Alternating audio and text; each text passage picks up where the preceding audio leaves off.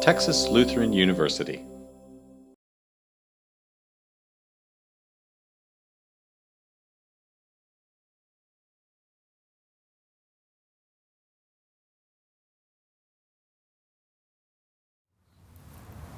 Welcome and thank you for joining us for the Dr. Deborah Hedinger Alumni Faculty Lecture Series. My name is Taylor Collins. I'm the Assistant Director for Alumni Engagement, class of 2014. Go Bulldogs. And with me today I have our guest lecturer, Dr. Scott Bailey. Dr. Bailey began homebrewing in the early 90s doing grad school where he was studying neurosciences of taste learning. And he's kept it on as a hobby up until today. Currently, he's actually teaching a class at TLU called Brewcraft, where he's teaching the students how to brew beer. We have him here today to kind of talk about that a little bit. Thank you, Scott. Thanks, Taylor. First, I wanted to say it's an honor to have been invited to do this. Deb Hedinger was a great colleague, and I'm really pleased to be able to participate in this lecture series. So, welcome to this talk. This is going to be kind of an overview introduction to how to brew, and I'll begin with a kind of a big picture and drill down to information that will help you understand what you need to do if you decide you want to make a go of it yourself. It doesn't hurt to learn this just to get started as a way of understanding beer better, even if you don't plan to brew. So to begin, let me just give you a bit about my perspective. I often get asked, why psychology? Why is a psychologist doing this and not somebody from a different discipline? And to answer that question, I'd like to just help the audience understand that psychology is a science of behavior. So we care about human and non-human behavior, and taste preferences and aversions are examples of phenomena that result from experience. This is what we study in psychology, among other things. Alcohol, which is in beer, of course, is a drug, and drugs alter our sensations, perceptions, and our behavior. So it's very much sort of the centerpiece of something that would be appropriate for psychologists to study. As Taylor mentioned, my degree is in behavioral neuroscience. I am not a counselor, and so my interest really is as an experimental psychologist. And for those who might think that parapsychology is a real thing, it's not. But just so I can check the audience out there, if I could get those of you who believe in psychokinesis to please raise my hand, I would appreciate that. Wow, okay. Outline overview kind of thing for the talk. I'm going to talk to you about what is brewing and then how to do home brewing. So to start, know that it's necessary to have a sugar source and that you need yeast. Sometimes people refer to the yeast as bugs, and there are myriad strains of yeast, some styles that we would like to have and some that we would like to avoid. So what you need is a sugar source and yeast to do the work. And when yeast works, what it's basically doing is converting sugar into two things. It's converting sugar into alcohol and carbon dioxide, CO2. That CO2 is often just released, but sometimes it's captured to become carbonation later in the process. Everything that has alcohol in it begins with fermentation, and fermentation and distillation are different things. So distillation involves taking an already fermented product and then boiling off at a lower temperature than water boils off the alcohol that's in that source and recollecting it and concentrating in that form. But fermentation is what we're talking about when we're talking about beer. And for homebrewing, you can do it in a fairly small scale, and I'll give you examples of that here in just a bit. And you can do it in a way that involves buying extract from somebody else who's created that sugar source for you, or you can create it yourself by steeping grains, and we'll talk about that in just a bit.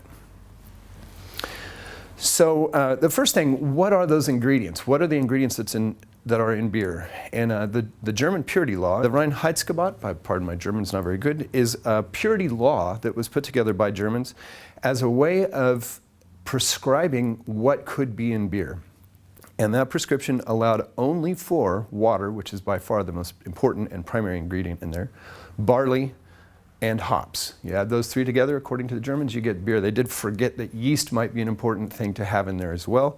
If you don't have yeast, you don't convert any of that sugar and you don't have beer. I include a little quote here from Capuchin monk in western Kansas, because without beer, things do not seem to go as well. I think that's an important thing to keep in mind. So let's drill down a little bit more. What are the ingredients? What are the ingredients that's in that are in beer? And the German purity law, the Reinheitsgebot, is a way of prescribing what could be in beer. And that prescription allowed only for water, which is by far the most important and primary ingredient in there, barley, and hops. You add those three together, according to the Germans, you don't convert any of that sugar and you don't have beer. I include a little quote here from Capuchin monk in western Kansas, because without beer, things do not seem to go as well. I think that's an important thing to keep in mind. So let's drill down a little bit more. For the process, what you do is you heat up water. I've created this graphic representation here. So on the left, you see something that says HLT. That stands for hot liquor tank. I don't know why it has the word liquor in it. I didn't invent the word. It's not anything but water that's in that container. It's often referred to as strike water in there. And you heat it to about 150 degrees. And while you're doing that, you can add grain, crushed grain.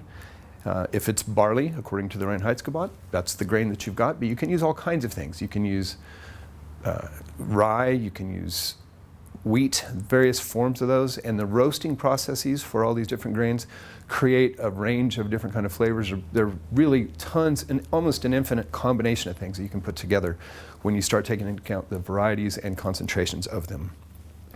So you're going to take your strike water, you're going to combine it with the grain, and we call that process doughing it in. And so you steep the grain in this 150 plus or minus degree water for about an hour. And then after that hour's over, you will have raised more water to 168 degrees, not over 170. And you can use that to rinse the sugars that are attached to the grain off of the grain and flow it over into your boiling kettle.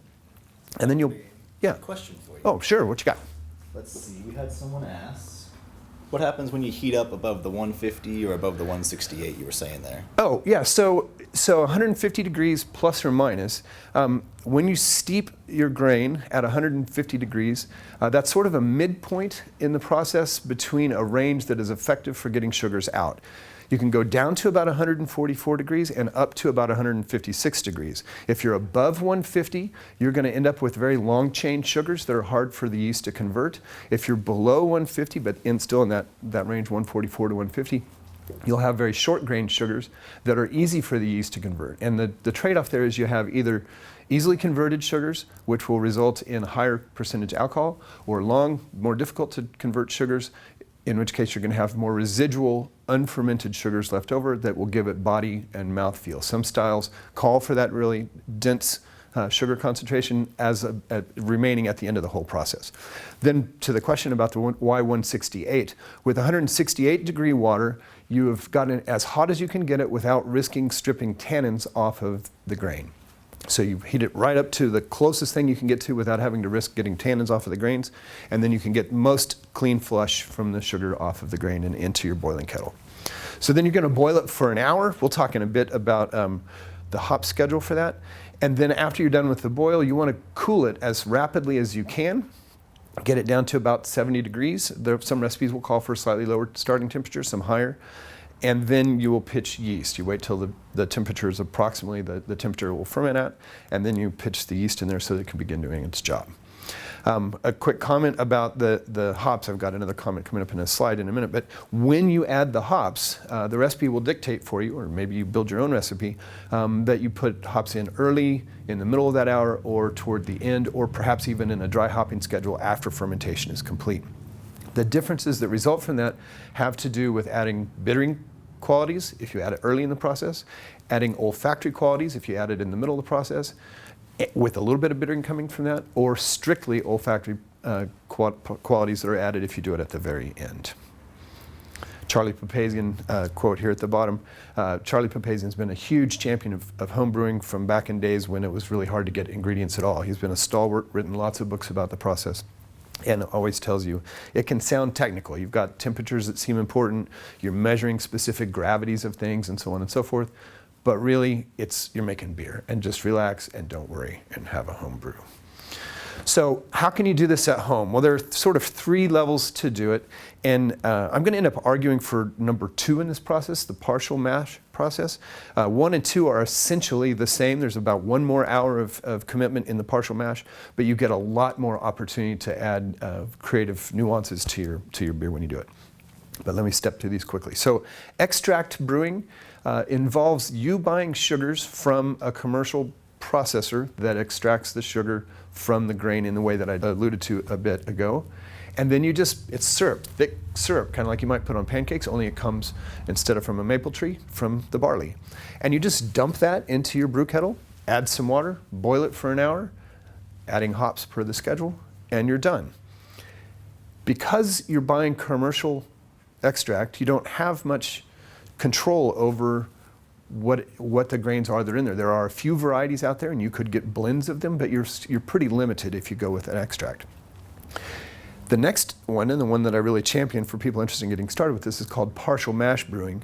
And that involves you taking responsibility to convert some of that sugar. So that whole process of heating it up to 150 plus or minus, and then steeping your grains for a while. And you'll take a portion of the grain bill. The grain bill is reference to the total amount of grain, source grain for the sugars that are in your process. You'll take a portion of that grain, maybe 2 pounds or 3 pounds, and you'll steep it. And you can now pick a nice variety of different roasts that will add particular flavors to the beer that you'll have as your final project.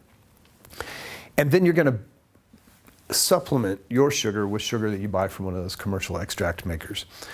This is really hard to distinguish partial mash brewing from all grain brewing, the one I'll get to in just a moment, and is commonly the one that people will do even when they're entering and winning competitions. So you can make outstanding beer using partial mash, and you don't need a lot of equipment to do it. But the sort of holy grail for people that really get interested in this is to do all grain brewing. And with all grain brewing, what you're doing is you're taking all the responsibility for converting sugars from the source grain. And it's less expensive because you're not paying a commercial manufacturer to extract the sugars for you. But the equipment that you need in order to do the all grain brewing, just think of those vessels I had in the earlier slide, it becomes quite expensive. Now, depending on where you live, you may have an opportunity to do all grain brewing at a business of some sort in the area. For us in the Central Texas area, San Marcos Homebrew Supply is a place that owns a really nice all grain brewing rig, and if you buy your ingredients from them, they'll allow you to use it for free. And it's really a fantastic outfit that allows you to do this at volume. So what do you need? If you're going to do this on your stovetop in either the extract or partial mash, you need a few things. You need a kettle for boiling. You do not need to boil the full volume of beer that you'll make. You can add what's called top-up water at the end. You'll want sterile water for that that's free of any risk for yeast that you don't want in your beer. So you need a kettle. When I do this at home, I have a kettle that holds 4 gallons.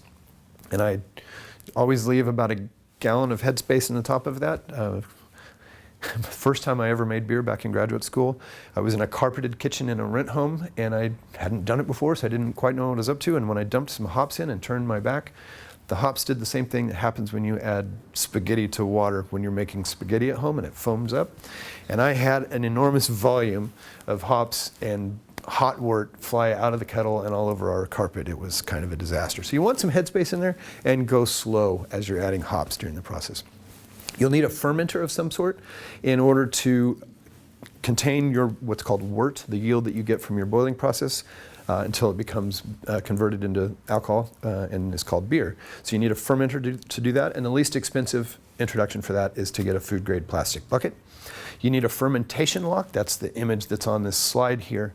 And the fermentation lock is something that will keep wild yeasts that are all around us all the time from getting into your precious wort. You don't want that wort to be spoiled by wild yeast. You need water. That's the most important ingredient in there. In fact, you could do a whole Hettinger lecture on water in beer, but I'm going to spare you that information right now. You're going to need some ice. Remember, we need to cool this beer after it's been boiling down to about 70 degrees as fast as possible.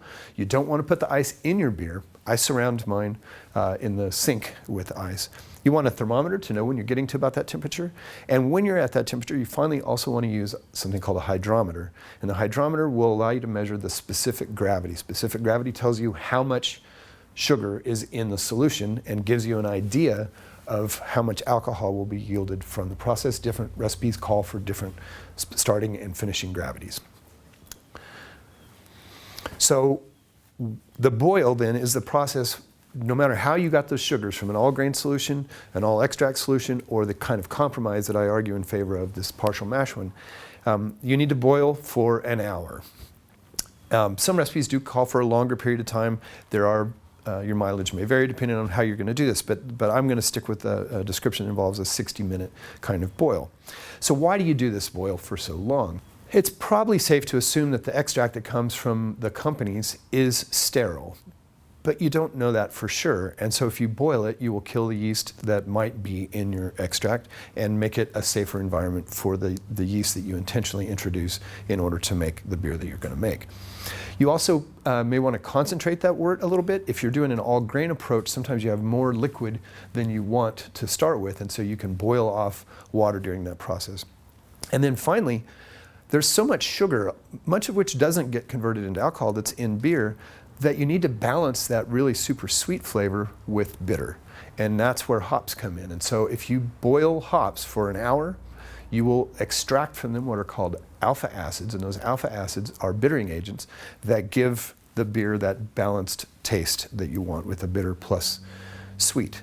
Some people don't prefer as much bitter, and their styles will be more sort of malt focused or perhaps yeast focused. Very popular styles these days are pale ales and imperial pale ales, and those call for a lot of alpha acid extraction, and that involves putting those hops in very early in the process. Question for you, Dr. Bailey. Yeah. So would this be part of the time where you would maybe figure out if you're going to make a lager versus an ale, or what makes the difference between those two types of Oh, that's a great question. So when you refer to lagers versus ales, what you're talking about is the yeast strain that's going to do the job of converting it. So that's going to be after we do the boil, but it will be the first thing that begins to happen after you pitch the yeast. Ale yeast, traditionally people will tell you ale yeast ferment from the top and lager yeast ferment from the bottom. That's not quite true these days. There are a lot of biochemists have been busy developing new strains of yeast, and they really work in various places throughout the wort to convert it into alcohol. But what happens is that with lager yeast, the temperature has to be cooler. And the process of making a lager involves usually having a dedicated vessel, or container, like a refrigerator that you can control the temperature on, and you slowly step down the temperature at which the lager yeast works to convert alcohol until it gets to pretty darn cold, and it takes weeks or even months in order to make a lager. Ales work pretty quickly. They work at sort of close to normal house room temperature, 70-ish degrees, and so it's really that's a question about the temperature at which the yeast strains are specialized for doing their job. Lagers, because they work in colder temperatures, and colder temperatures usually help proteins and things fall out of the beer, usually produce a really clear, clean-looking beer. And so you can think of examples that you can find in stores that are lagers, and partially they're doing that because they like that nice, clean look. Ales often are cloudy, and in fact, these days, people are trying to concentrate that cloudiness as a feature of the beer. We've thought of wheat beers often as being unfiltered and having a cloudy kind of appearance, but now people are starting to make things. I just read an article the other day. Are Vermont IPAs a real thing? And the answer to that question seems to be yes. They're trying to make cloudy beers that have got a lot of hops added at the very end of their boil. So we'll go back to the hop comment in just a moment. And they're intentionally cloudy, sort of the opposite of what you would get with the lager when you use the lager yeast. So back to this, the hop timing question. So add it early, you'll get bitter from it.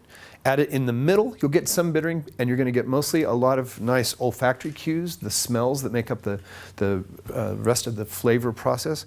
Adding it very late is not going to yield any of the bittering agents, but will leave more of the olfactory stuff. But something to keep in mind is that when your beer is fermenting, and the yeast is making CO2, that CO2 rises through the wort, and it will capture some of the volatile compounds from the hops and carry them out. So you won't get all the olfactory stuff if you put it in before fermenting starts. And so now a huge trend, especially in the IPA style, is to add hops after the fermentation is done and let it sit in there for maybe 3 to 5 days. And this process is called dry hopping, and it yields a very powerful, strong smell that comes from the hops at that point. And there are many, many varieties of hops. Sometimes they smell like fruit, sometimes they smell like trees, sometimes they smell earthy. There are lots of different kind of things that will come from that. How much does this cost? It's an important question if you're thinking about taking on doing this. Extract is a fairly expensive process because, remember, you're paying a company to create the sugar for you. And so you might spend $50 or so to get 5 gallons. It does vary depending on the recipe, how many hops varieties are in there, and so on. There are 2 kinds of extracts if you decide to go that way. One's called dry malt extract, or DME, and one's called liquid malt extract. If you're thinking about stockpiling extract that you're going to use in the future, either for extract only brewing or partial grain brewing, the dry malt one has a longer shelf life. It's much more difficult to work with, however. You start to dump it into your boiling water, and the steam from the boiling water comes up and it sticks it to the inside of the thing. It's kind of hard to get out of there. I prefer to work with liquid. All grain would be the least expensive in terms of ingredients, but because you have to have so much specialized equipment, it's a hard way to get started. And it's important, if you're thinking about dipping your toe in here to figure out if you want to do some of this as a hobby, to maybe make a less expensive entree into it. And so the partial mash one really gives you the nice compromise. It's sort of the middle of the road price. You get something like $40. Will get you 5 gallons of beer. 5 gallons, how much does that translate to? That's about 2.5 cases of beer that you'll get for that $40. So this is not necessarily a money-saving operation. You, I suppose, could save a little bit. Beer does cost a fair amount of money at the store these days. But you do it, I do it, because it's fun, and you can create recipes in styles that aren't available in the supermarket or in the liquor store. So quantities, I mentioned that you get about 2.5 cases or 60-ish 12-ounce bottles. Sometimes there's a little bit of loss. It varies a bit. For a common batch, a 5-gallon batch. You can do 1-gallon batches, and if you do 1-gallon batches, you could do that on your stovetop as an all-grain solution. You could also do a 10-gallon batch on one of the big fancy rigs, or go to a place like the Homebrew Supply place in San Marcos, and you can yield 10 gallons for your day. What's interesting to know is that it takes the same amount of time basically to get 1 gallon or 10 barrels of beer out of the process. And so from a time standpoint, it really makes sense to yield more, because it's the same time invested, but you can yield quite a bit more of it. And that kind of takes me to the at least immediate stopping point. I've got some extra slides we can get to if anybody's interested in references and resources. But that's my overview about the homebrewing process, and I'd be interested in fielding any questions anybody might have. I got one for you, Dr. Bailey. Yeah. So there's hundreds of different types of beer out there. You could combine, separate, whatever, what have you. What are the kind of the more common ones, like IPAs, like you were talking about earlier, some of the Vermont IPAs? What are the main branches, I guess, of beer? So styles of beer are many. Somebody who's really interested in this, I would recommend that you look up Beer Judge Certification Program. They've got style guidelines for all of the different types of beer that are formally recognized for competitions and so on. And there's another category that's called Other, for something that doesn't fit all of that. And so what you'll discover is lots of different ways people make different recipes. Okay. Is there another question brewing there?